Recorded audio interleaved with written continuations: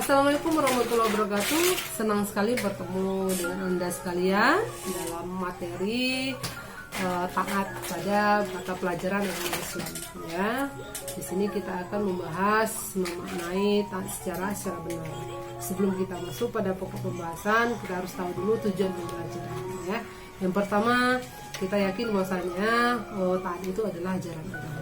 Kemudian yang kedua, kita bisa menjelaskan kandungan ayat yang berhubungan dengan taat, yaitu Quran Surah An-Nisa ayat 59. Kemudian yang ketiga, kita bisa menampilkan contoh perbuatan. Nah, yang keempat, bisa mengimplementasikan sikap taat tadi di dalam kehidupan sehari-hari. Nah, kemudian masuk kepada pembahasan. Nah, pembahasan tentu kita harus tahu dulu arti taat.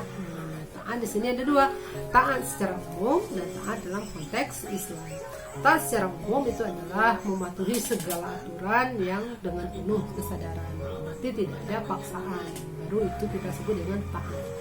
Nah, kemudian yang kedua, taat dalam konteks Islam. Nah, di mana di sini kita tunduk melakukan perintah sebagai upaya untuk selalu mematuhi atau mengikuti petunjuk Allah SWT, laksanakan perintahnya dan tinggalkan larangannya.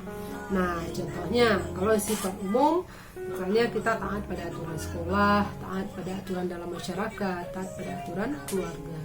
Nah, kemudian contoh dalam konteks Islam taat tadi, misalnya kita rajin melakukan sholat, ya, menunaikan zakat, melakukan puasa, melaksanakan yang namanya amal ma'ruf nahi munkar. Nah, kemudian sekarang seperti yang saya katakan tadi, pengertian udah selesai. Kemudian masuk pada Quran Surah An-Nisa ayat 59. Nah, di situ ditegaskan bahwasanya taatilah Allah, taatilah Rasul, dan taatilah ulil amri. Nah, jelas bahwasanya kita harus mentaati yang namanya aturan Allah, sunnah Rasul, dan peraturan-peraturan pemerintah. Nah, di samping kandungan ayat yang terdapat 3 tadi, kita juga bisa menambahkan taat kepada orang tua salah satunya, kemudian taat pada guru. Nah, sekarang kita buat contoh, apa itu contoh pelaku taat pada Allah. Nah, seperti saya sebutkan tadi, melaksanakan perintahnya, sholat lima waktu, zakat, ya, melaksanakan amal ma'ruf nahi munkar. Kemudian kalau meninggalkan larangannya seperti apa? Tinggalkanlah hal-hal yang bersifat berbau dosa, penyakit hati, ya, dan lain sebagainya. Nah, kemudian taat pada Rasul contohnya apa? Jujur dalam segala perbuatan, ya, berbuat baik pada sesama, amanah, semangat dalam belajar atau menuntut ilmu. Nah, kemudian sebagai tambahan tadi ada yang keempat, itu taat pada orang tua, ya, kita menyayangi orang tua, ya, patuh pada orang tua, sopan santun berbicara terhadap orang tua, artinya kita tidak menghakimi orang tua, tidak neraka pada orang tua. Nah, kemudian taat pada guru, contohnya apa? Ya, segala hal yang berbau pembelajaran, kita memperhatikan guru dalam menjelaskan, kita membuat tugas yang guru berikan, ya, kita menghargai guru sebagai guru kita, wakil orang tua kita di sekolah, dan mentaati tata tertib guru atau kontrak belajar yang kita lakukan. Nah, kemudian dari hal tersebut kita bisa menemukan manfaat dari sikap taat. Nah, manfaat taat pada Allah apa? Menjadikan orang bertakwa, mendapat pahala, hidup menjadi istiqomah, optimis, dan penuh harapan, serta dicukupi kebutuhan dunia akhirat oleh Allah. Kemudian manfaat taat kepada Rasulullah apa itu? Contohnya hidup menjadi teratur, ya, kita mendapat syafaat nanti di akhirat, ya, tertanam yang namanya jiwa juang dan menjadi manusia yang berakhlak mulia.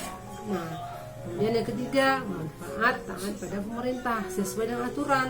Nah, pada pemerintah ini ada batasannya selagi itu di dalam koridor Islam. Kalau udah di luar konteks Islam atau dilarang, maka kita tidak perlu mematuhi perintah dari atau taat pada pemerintah tadi. Ya, jadi sesuai dengan koridor Islam. Nah, kemudian yang keempat, manfaat taat pada orang tua.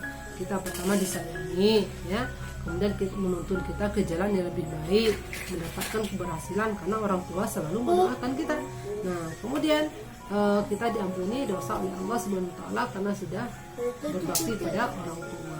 Nah, yang terakhir, manfaat pada kepada guru. Pertama, kita bisa mendapatkan ilmu yang diberikan menjadi berkah dan manfaat buat kita ya. Kemudian kita menjadi tenang saat belajar, suka dengan pelajarannya. Dan yang terakhir, kita mendapat derajat yang tinggi karena kita menuntut ilmu. Karena hukum menuntut ilmu itu adalah wajib di dalam Islam. Nah, kemudian dapat kita simpulkan bahwasanya jadilah manusia yang taat, disiplin, dan aplikasikanlah dalam kehidupan sehari-hari. Oke, cukup sekian penjelasan saya ini. Semoga ada manfaatnya. Semoga kita bisa bertemu kembali di materi yang berbeda di channel yang sama. Assalamualaikum warahmatullahi wabarakatuh. Sampai ketemu lagi.